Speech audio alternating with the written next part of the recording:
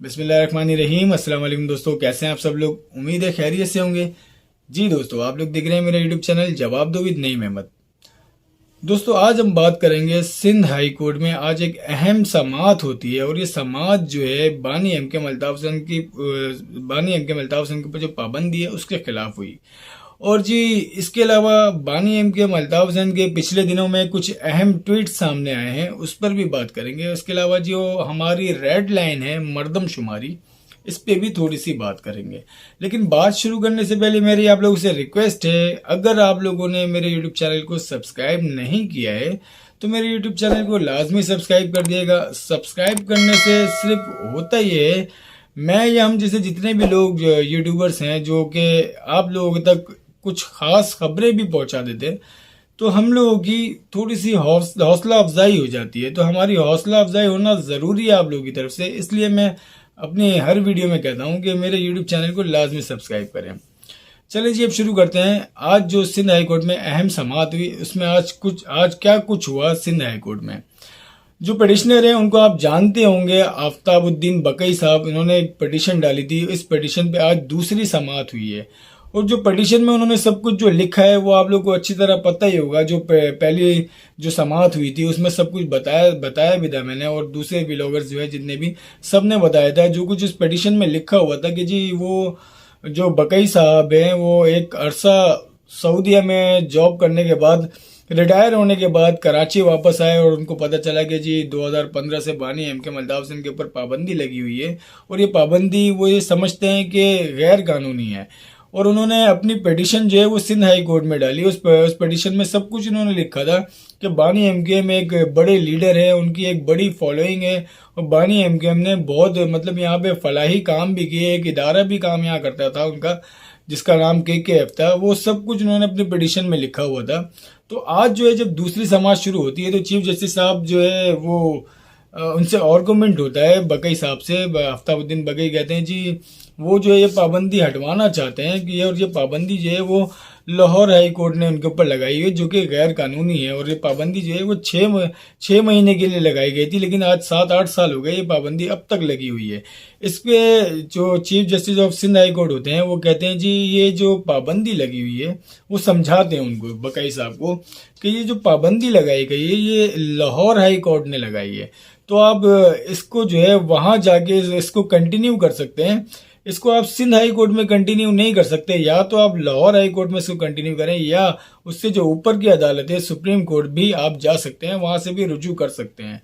इस पे जो बकई साहब हैं उन्होंने पहले ही एक पिटिशन जो है इस केस पे लाहौर हाई कोर्ट में डाली हुई भी है, जिसमें कुछ कागजात वगैरह पिटिशन वगैरह जो है वो टेक्निकली खराबी हुई है, उसमें कुछ ऐसा कुछ इश्यू हुआ और वो मिसिंग हो गई है, गुम हो गई है वो पिटिशन। तो उसके ऊपर अब तक समाअत कोई हुई नहीं है। तो सिंध हाई कोर्ट के जज हैं उन्होंने इस दरखास्त को जो है मुस्तरद कर दिया, ये कहते हुए कि ये पाबंदी जो है वो लाहौर हाई कोर्ट ने लगाई है, तो हम उसके ऊपर यहाँ से नोटिस नहीं भेज सकते लाहौर हाई कोर्ट को, क्योंकि ये भी हाई कोर्ट है और वो भी हाई कोर्ट है। तो एक हाई कोर्ट दूसरी हाई कोर्ट को नोटिस नहीं भेज सकती है। हम नोटिस भेज सकते हैं PTA वगैरह को, और जो आपने यहाँ पे जो नामजद किए हैं अपनी पिटिशन में उन सबको नोटिस भेज सकते हैं, लेकिन जो दूसरी तरफ जो लाहौर हाई कोर्ट है उसको हम जो है वो नोटिस नहीं भेज सकते। तो लिहाजा आप जो है वहां जाके लाहौर हाई कोर्ट जाके इस केस को जो है कंटिन्यू करें, और ये कहते हुए दरखास्त को जो है मुस्तरद कर दिया। अब देखें, आप पंजाब में चले आए, वहां पे लाहौर होता है, लाहौर हाई कोर्ट होती है। आप KP चले जाएं, वहां पे पेशावर होता है, पेशावर की पेशावर हाई कोर्ट होती है। आप कराची आ जाएं, कराची में कराची हाई कोर्ट नहीं होती, कराची में सिंध हाई कोर्ट होती है। अब आप समझ जाएं। खैर, ये थोड़ी सी बात है मैंने आप लोगों को बतानी थी कि कराची में जो है ना वो सिंध हाई कोर्ट है, लाहौर में लाहौर हाई कोर्ट है, पेशावर में पेशावर हाई कोर्ट है। खैर वो तो छोड़ें, आप क्या कर सकते हैं इसमें। तो जी ये सब जो है आज मामला जो है वो होते हैं, उसके बाद जो है अब ये केस जो है वो लाहौर हाई कोर्ट जो है शिफ्ट होता हुआ नजर आ रहा है, और ये फैसला जो है होना भी वहीं से होगा भी वहीं से, क्योंकि पाबंदी जो है वो लाहौर हाई कोर्ट ने लगाई है। या तो सुप्रीम कोर्ट ही इसको देख सकती है या लाहौर हाई कोर्ट ही इसको देख सकती है, और दूसरी कोई जो भी अदालतें हैं जैसे पेशावर हाई कोर्ट हो गई या सिंध हाई कोर्ट हो गई, ये इस केस को नहीं दे सकते। जी अब आ जाते हैं बानी एमकेएम अल्ताफ हुसैन साहब ने पिछले 2 दिनों में कुछ अहम ट्वीट्स किए हैं। बानी एमकेएम अल्ताफ हुसैन साहब कहते हैं पाकिस्तान में पीडीएम और मुस्लिम लीग नून की हुकूमत है और इस हुकूमत के वजीर आजम मियाँ मोहम्मद शहबाज शरीफ हैं। पीडीएम और मुस्लिम लीग नून के रहनुमा वजीर आजम मियाँ शहबाज शरीफ पूरी पाकिस्तानी कौम को इस सवाल का जवाब दें कि मुल्क में इनकी हुकूमत होने के बावजूद मियाँ मोहम्मद नवाज शरीफ को पाकिस्तान वापस आने से कौन रोक रहा है। वाज़ेह रहे कि लंदन में क़याम के दौरान मियाँ नवाज शरीफ का नया पाकिस्तानी पासपोर्ट भी बन चुका है। इस सवाल का जवाब मुकम्मल ईमानदारी से सच और हकीकत पर मबनी दें और सियासी जवाब देने से कतई गुरेज करें।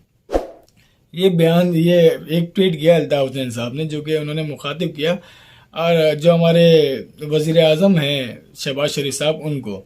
उसके अलावा जो कुछ आजकल चल रहा है सुप्रीम कोर्ट में, जो जजेस के मामला जो चल रहे हैं, काजी ईसा फाइज और उमर अता बंदियाल जो है उनके हवाले से जो कुछ चल रहा है, और काजी ईसा फाइज जो है वो पार्लियामेंट में भी गए, उस दिन भी उन्होंने एक बयान दिया अल्ताफ हुसैन साहब ने अपने ट्विटर अकाउंट के जरिए।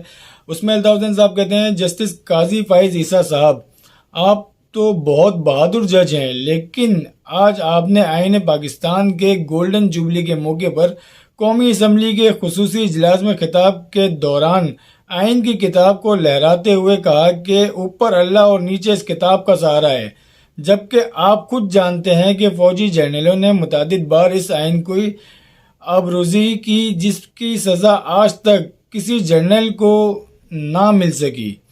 इसी आइन की खिलाफ वर्जी करते हुए जस्टिस मज़ाहिर अली अकबर नकवी ने सितंबर 2015 में मेरी तहरीर, तकरीर और तस्वीर पर 6 माह की पाबंदी लगाई थी, जो आज तक जारी है। ये पाबंदी आइन की किस शिक के तहत जायज़ है? ये पाबंदी सिर्फ मुझ पर नहीं बल्कि करोड़ों महाजिरों और मजलूमों पर पाबंदी लगाने के मुतरादिफ है। अफसोस के जस्टिस काजी फाइज ईसा इस आबरूज़शुदा आइन को मुकद्दस करार दे रहे हैं। आखिर मुझ पर लगाई गई गैर आइनी और गैर कानूनी पाबंदी पर आप आज तक क्यों खामोश रहे? एक और ट्वीट करते हैं अल्ताफ हुसैन साहब, गुज़िश्ता रोज कौमी असम्बली के इजलास में केपीके के बुजुर्ग अरकान बशमूल मोहसिन दावर ने खिताब किया। इसके अलावा एएनपी के मरकजी रहनुमा एमल वली ने भी एक बयान दिया। अपने बयानात में इन पश्तूनों रहनुमाओं ने इंतहाई सख्त अल्फाज इस्तेमाल करते हुए कहा कि केपीके और कबायली इलाका जात में एक और फौजी ऑपरेशन करने का बिल पास किया जा रहा है। अगर इस मरतबा हमारे किसी भी इलाके में फौजी ऑपरेशन किया गया तो वहाँ के अवाम हरगिज़ इसकी इजाज़त नहीं देंगे, और अगर हमारे तनबिया के बावजूद फौजी ऑपरेशन शुरू किया गया तो हम इस वक्त तक भरपूर मज़ामत करेंगे जब तक तालिबान को बनाने और लाने वालों का सफाया नहीं कर दिया जाता। पाकिस्तान की आवाम ज़रा तसव्वुर करे कि अगर ऐसे अल्फाज में इस्तेमाल करता तो महाजिर इलाकों में फौजी ऑपरेशन करने के साथ साथ एयरफोर्स से बमबारी करके एक एक महाजिर को ख़त्म कर दिया जाता। आवाम जवाब दें कि क्या मैंने गलत कहा? ये बड़े अहम ट्वीट हैं जो अल्ताफ हुसैन साहब ने अपने पिछले दिनों में 1-2 दिनों पहले इन्होंने दिए, और मतलब बड़े जज्बाती इनके ट्वीट्स कह लें, ये बड़े एग्रेसिव ट्वीट्स कह लें, दिए अल्ताफ हुसैन साहब ने, अपने बयान दिए। तो जी अब देखें ना, दोनों तरफ से ही मामला लग नहीं रहा कि सही होंगे कभी, अल्लाह न करे ऐसा हो। खैर अब आ जाते हैं जी रेड लाइन के ऊपर। मर्दमशुमारी हमारी रेड लाइन है, ये हैशटैग चलाया एमकेएम पाकिस्तान ने। उसके बाद जो डॉक्टर फारूक सत्तार साहब हैं उन्होंने कहा जी कराची का हर मसला अब हमारी रेड लाइन होगा। तो जो आपकी पहली रेड लाइन है मर्दमशुमारी, अब उसमें देखें ना, कराची की जो आबादी है वो 1,39,00,000 जो है वो काउंट की गई है कि कराची की आबादी 1,39,00,000 है, जो कि 2017 में 1,60,00,000 थी। और हैदराबाद की जो आबादी है वो 1,10,00,000 गिनी गई है। अब आप देखें हैदराबाद और कराची का अगर रकबा देखें तो कितना बड़ा फ़र्क है। हैदराबाद कराची का 1/4 हिस्सा भी नहीं बनता और आबादी का फ़र्क सिर्फ 29 लाख का है। इस पे अब तक जो है एमक्यूएम पाकिस्तान कामयाब कहाँ हुई है? सिर्फ इन्होंने एक्सटेंड करा लिए हैं कुछ दिन और मर्दमशुमारी को जारी करने के लिए, कुछ दिन और बढ़वा लिए हैं, सिर्फ यहाँ तक जो है कामयाब हुई है। अब इस मर्दमशुमारी का क्या बनेगा अब तक किसी को कुछ समझ में नहीं आ रहा। लेकिन ये जो काउंटिंग अब तक की हो गई है कराची की, जिसको कहा जा रहा है 98% जो है वो कराची को काउंट कर लिया गया है, मतलब इसकी 98% की जो आबादी है 1,39,00,000 बनती है।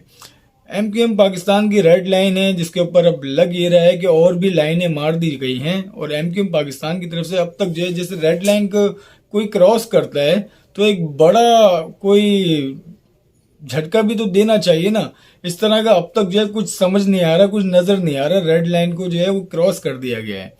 और अभी देखिए जी और भी बहुत कुछ जो है वो सुनने में आ रहा है, और भी बहुत सारी रेड लाइनें जो है वो क्रॉस होंगी। बस हम लोगों की तो दुआ ये है, एमक्यूएम पाकिस्तान हो या अल्ताफ हुसैन साहब हो या पीपल्स पार्टी हो या जमात इस्लामी, जो भी हो यार, कराची का हक दो, जो कराची का बनता है वो हक तो कम से कम दो। बस इतनी हम सबकी गुजारिश है आप लोगों के साथ कि कराची को कराची का हक दे दो बस। आप लोगों को मेरी वीडियो कैसी लगी अपना फीडबैक लाजमी देगा, और मेरे यूट्यूब चैनल को लाजमी सब्सक्राइब करें। अब मुझे इजाजत दें, अल्लाह हाफिज़।